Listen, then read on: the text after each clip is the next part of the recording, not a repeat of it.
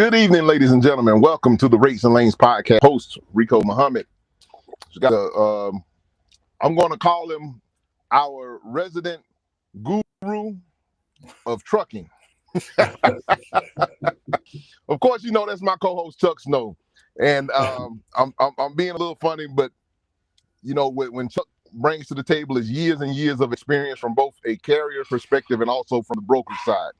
So we definitely Chuck brings a lot of knowledge and comprehension of the industry to the show, and we got some topics that we want to delve into today, the hot topics. But before we do that, I want sure that we take make sure that we do a little bit of housekeeping, and if you guys would please do a huge favor, like, share, and subscribe to the show. That helps us out tremendously. It doesn't cost you a dime. We won't spam you or none of that stuff. It'll just give notifications when we do go live and we do post new content. So if you know anybody that would be interested in any of the stuff that we discuss here, or if you find the show entertaining at all, by all means, please tell a friend to tell a friend about the show. We greatly appreciate it. And with that being said, the other little bit of housekeeping, we're going to delve into the price of diesel for the week. We're showing that the average price of diesel has dropped by 5 cents per gallon over the course of the previous week. National average for diesel fuel and at $3.62 per gallon, which is always welcome. It helps lower the overall cost of expenses. And taking a quick look at a snapshot of what the national has been looking like over the previous week, we're showing that the average price per mile for dry vans is moving at $2.07 per mile on average. That's no change from the previous week. We're showing that the average for national $0.21 per mile, $1 this week, and we're showing that the Rico for $2.49 per mile, uptick of one. Got all of kind of housekeeping stuff out of the way. The subject that we were kind of going to delve into is still the hotbed subject, twofold. Hotbed subject of the non-domicile CDL driver and how the effects that it's having on the industry. And the second piece being kind of following up on, and I think that ATA is kind of reverse course as well, and are saying now that there is no such thing as a truck driver shortage. There's a quality problem and a money problem, which is what we have always been saying. So they kind of reverse course a little bit, but there's definitely in Secretary Duffy, I seen a press conference where he was asked about, and it sounded, this is just from sounds. So I wasn't privileged to see the reporter that was asking the question, but it sounded like there was a foreign reporter that asked him the question about the non-domicile CDL driver. If the rule takes into effect completely, how much of an effect would this have on supply chain issues? Because from what the reporter was saying, and it sounded like a line that came straight out of the ATA's old playbook, was that Americans don't want to do these jobs, and they are reluctant to accept doing these jobs for the amount of pay that they're getting to do these jobs. So it's going to cause a strain to the supply chain if you take all of the non-domicile drivers off of the road. And I really appreciated Secretary Duffy's, because it sounded like he's actually getting right information. I appreciate his response. His response to that reporter that was asking that question was that, you know, obviously it sounds like you're getting the wrong data, because the data that I'm receiving is that we don't have a problem with Americans wanting to do these jobs. We have a problem with the people that are coming in, the non-domicile drivers are moving these loads for pennies on the dollar, and have basically pushed a lot of people out of the industry because the rates are at such a low volume. The amount that you're getting for a load is pushing people out of the industry. But if we restore balance back how it's properly supposed to be, there would be no such thing as an effect to the supply chain, nor would there be a such thing as a driver shortage. You have plenty of people ready and willing to do this work for the right and proper amount of pay.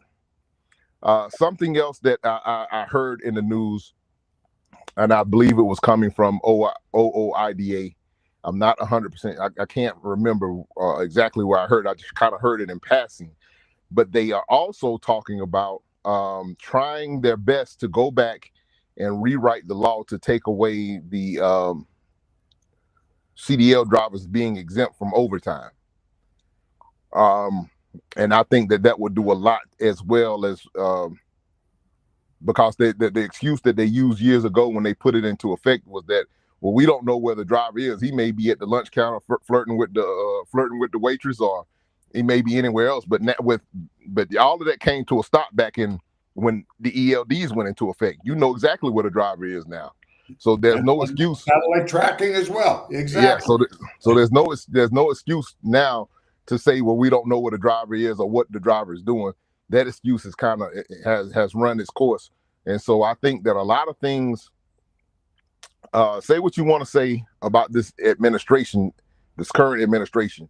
So I don't agree with all of the stuff that they're doing, but when it comes to the what's going on as far as the FMCSA and the Department of Transportation is concerned, I think that they definitely are on the right course with trying to get some of this stuff that has been going on for years and years. I think they are definitely on the right course to getting some of this stuff rectified.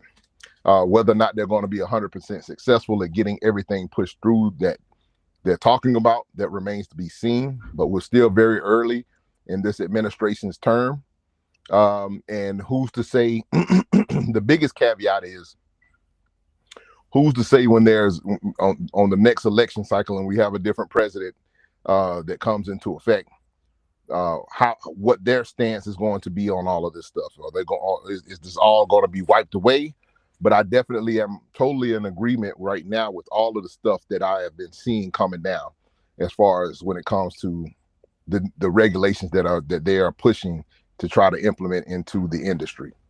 And that's kind of my monologue for the moment, Chuck. I know you got some stuff that you want to add to the discussion. Right on the money. I think this administration has just done an incredible job in saving our industry, because I think we were headed for disaster. The number of needless wrecks, the schools that were turning out people that weren't competent to be driving an 18-wheeler. Everything they're doing. There's some stuff they're a little heavy-handed. There's a new one. So I hear where Mr. Duffy is putting it. The administration is going to put the onus on the shipper, that if there's a driver that's not properly trained, that can't speak English, pulling one of their loads, it's on them.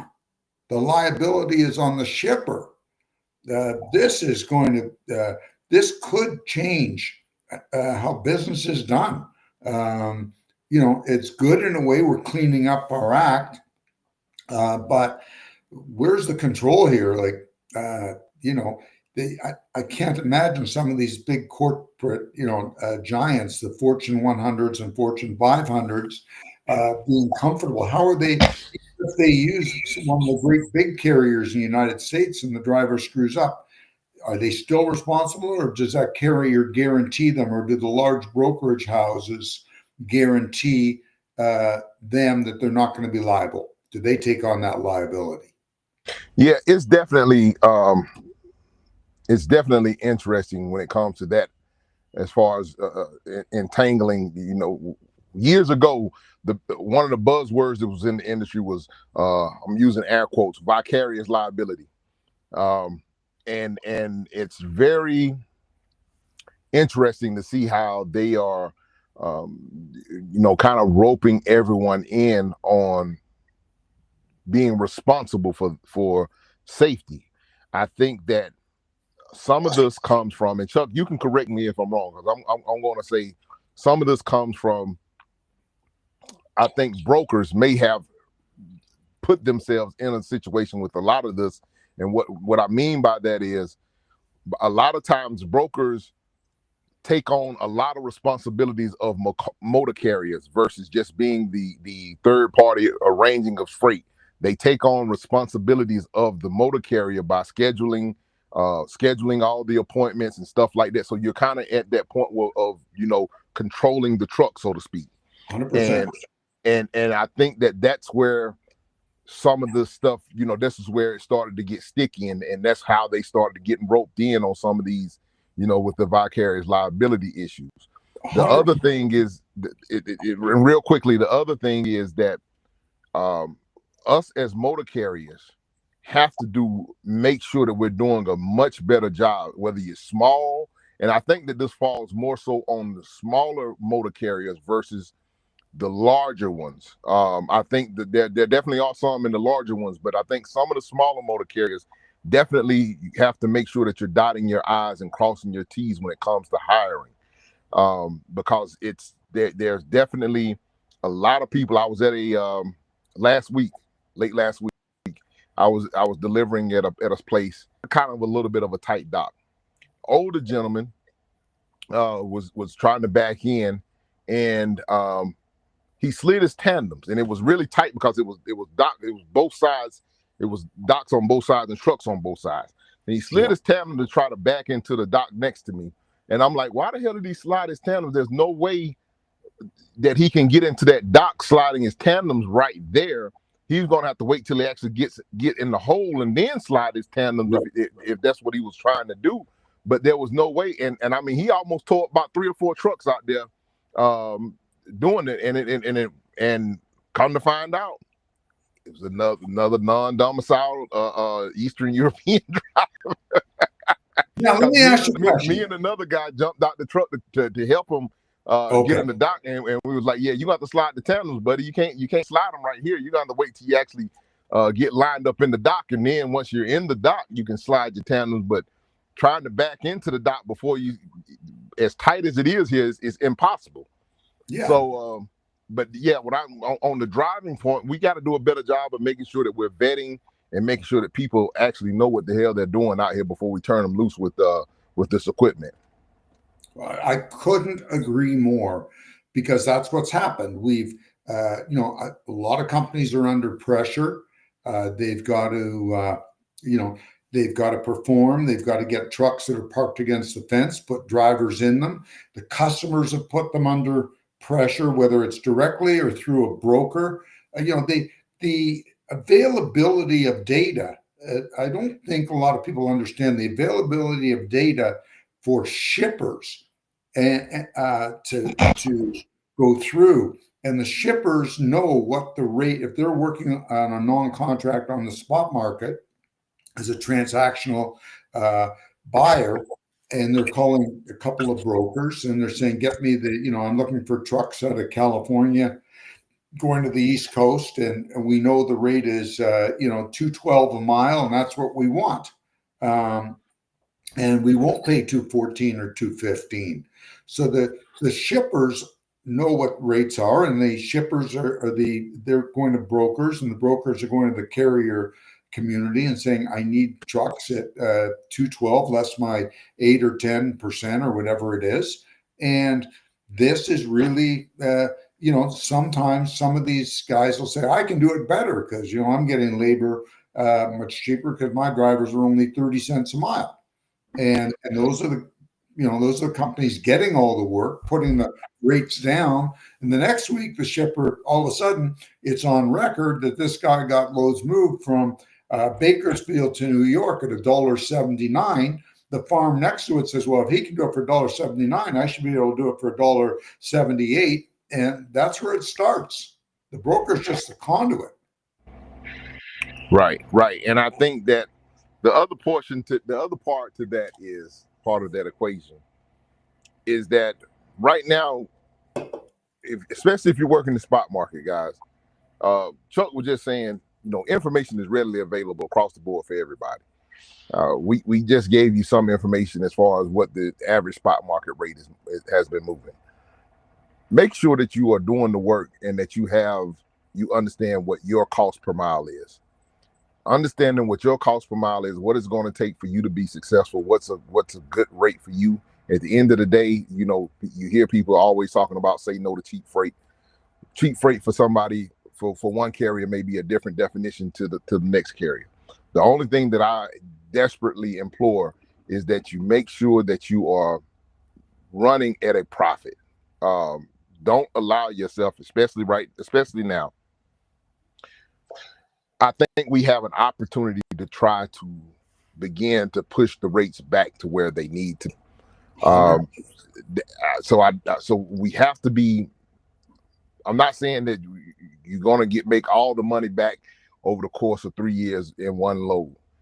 I'm saying that you have to make sure that you are looking at what average rates are in those lanes.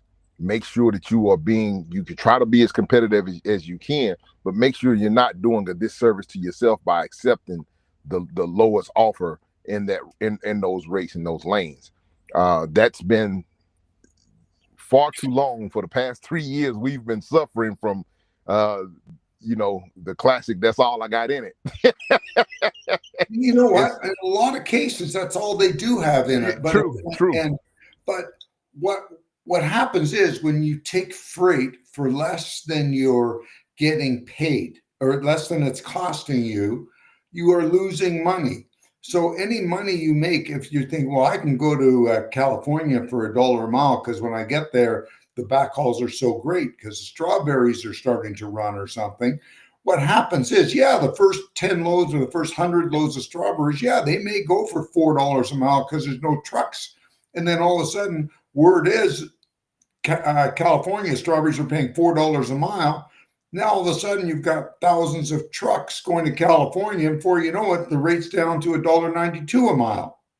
Right, and learn and the other thing for guys that's working the spot market too, understand how to negotiate. Understand that it's more than just. The spot market is transactional. Understand the nature of the business, that it is transactional. However, there are still different terms that you can begin to negotiate to make sure that if you want to charge a higher price or whatever, that as long as make sure you got a relationship. That's number one. That's going to help you out when it comes to negotiating. So try to make sure you're dealing with people that you've dealt with before and on a consistent basis, that they know you and they remember you based off the relationship.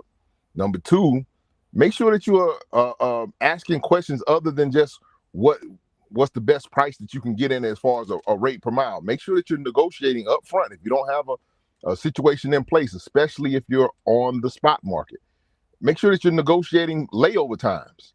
If a layover happens to arise or something like that, make sure that you are not settling for customary, well, all we can do is pay you $150 for a layover or something like that. Understand that, okay, if you give something on one end, then you got to be able to try to balance it back out on the other end. These are all different little tactics that you can use to try to help you to get a better rate. Because once a broker understands and sees that, okay, you're talking about much more than just all-in rate just to move the freight. He understands that you are. I feel like he understands that you are a little bit more business savvy and that you are looking out for your best interest, and that they may be more willing and more apt to say, okay, well, this person is taking all this other stuff into consideration that they're bringing up, that the average driver or the average carrier, when we're negotiating on the spot market, not even talking about this person may be able to deliver a better quality of service. 100%. These are the questions you want. How long does it take to load? How long does it take to unload? Are appointments needed on both ends? Things like that. What's the average to usually, to get there? Is there waiting? All these things, because you can't very well give a accurate price without knowing these things. Even if you're getting a great rate and you're traveling 600 miles, but you have to wait from 7 in the morning until 11 at night to get loaded, all of a sudden your great rate is not such a great rate. Right. And I think, Rico, it comes back to something. This is the best advice I can give everybody. Get the hell out of the spot market. That too. It's a loser's game. Okay. You are gambling. This is worse than going to Las Vegas and playing with the slot machines. This is more dangerous because you've got, you know what, you go, okay, you want to go to Vegas, you take your 300 or 500, whatever you want to lose, you take it to Vegas, it's gone. Maybe you can max out your credit card if you're really a degenerate gambler. You are gambling with your business every single time you take a load on the spot market. Absolutely. Absolutely. And you There's so much good freight out there, and there's going to be a hell of a lot more. It's not that hard, ladies and gentlemen. Line yourselves up with either direct customers, and I'll talk about that in a second, or line yourselves up with some good, solid brokers. Absolutely. As our friend from Freightways, Greg Fuller, was saying recently, there's going to be a lot of bloodshed in the brokerage business as well, because there's some of these operators that aren't doing very well. And when things change with this proposed liability and getting rid of, shedding ourselves of these carriers that have just ruined the market, and once it becomes a little bit more of a level playing field, some of these brokers aren't going to last. The small ones or the Johnny-come-latelys, we're going to see a lot more blood out there. There's lots of great, well-established brokers out there. Those are the ones that you want to establish. And again, we've been talking about this for forever. Run a lane. You can't, again, I say it all the time, you cannot be a 48-state carrier with one truck or even 10. Do something that makes you well known. Be that guy that runs from point A to point B. Nobody else does that but you. That's yours. And you'll make money. You have to put the hard work in. You have to do some heavy lifting, but it pays off in spades. Absolutely. So Chuck, there's also I don't know if you heard about this, but there's also, which, hey, it's America. Everybody sues everybody. Yes, there's a lawsuit in place to also block and prevent this non-domicile CDL driver that I think has to be answered sometime this week. Okay, let's hear about this. Well, from what I understand, that it has to be that there was a lawsuit filed, and the FMCSA has a certain amount of time to respond to the lawsuit, or it will kind of put the law in limbo. You know what? It's not a good idea to fight the government, because what happens is, and I can tell you from my own experience, you're fighting them and they're fighting you, but you're paying for both. Okay. You're fighting them with your money. Yeah. On both sides. So chances are they've got better lawyers than you do, unless you've got a real case. And I don't think anybody's going to stop this train. They haven't been able to stop them for much. Yeah, well, I guess we'll get ready to see. I have to maybe we'll give a follow up and an update on our next show, and I'll make sure to try to get more information on it, so that I can be better prepared to kind of discuss and tell everybody what's going on that front. But I do remember hearing that there's a lawsuit in place, and that they are trying to fight to reverse the non-domicile ruling, the emergency ruling. I honestly think that there's too much pressure out there. There's been too many shenanigans. There's been too many people. One of the big issues was when this whole thing was passed to allow non-domiciled people to get a CDL, but they had to have a work permit of some sort. Yes. There's a special permit for it. And the states were supposed to do that. Very few of the states did that. Okay. And hence, you add that up, You put that on top of the fact that we have a whole bunch of crooked driving schools out there Right. they're in cahoots with instructors. You got a disaster, and I don't think that any court would turn this thing around in favor of more crashes and more death. Yeah, and even some of the the officers at the DMV are in cahoots on helping pass people through on on the CDL 100%. front. You know, let's look at it for a sec, Rico. You know, it's an industry, the whole entire industry from soup to nuts. Everything is built on trust, and historically, everybody has been trustworthy, historically for the most part. And now all of a sudden, people are. We have people that are under different pressures, and I'm not condoning this, okay? But you have a young, you know, I think it was in New York State, but don't quote me. There was a young woman who was found guilty of. She was working in cahoots with her sister, and her sister was writing the tests for the drivers. Wow.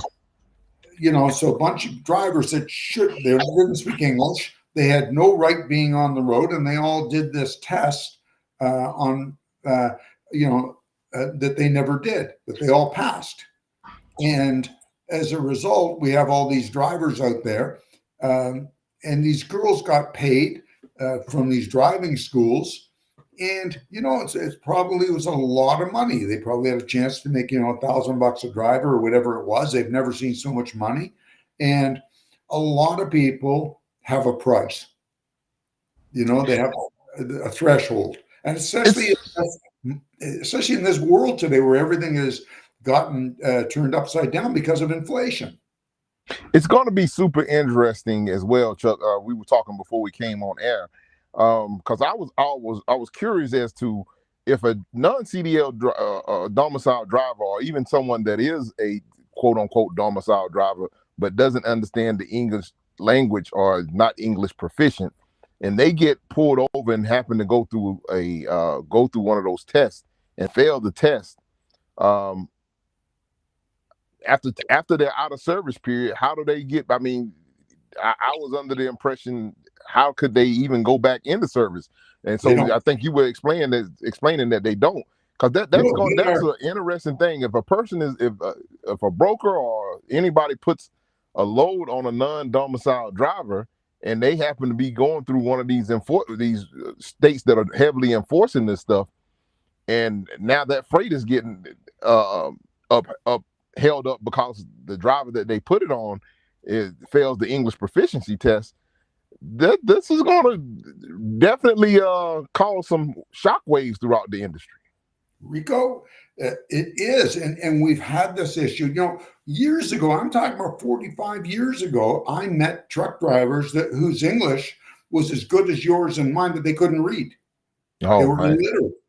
And they were born in North America. Right. They're actually Canadians.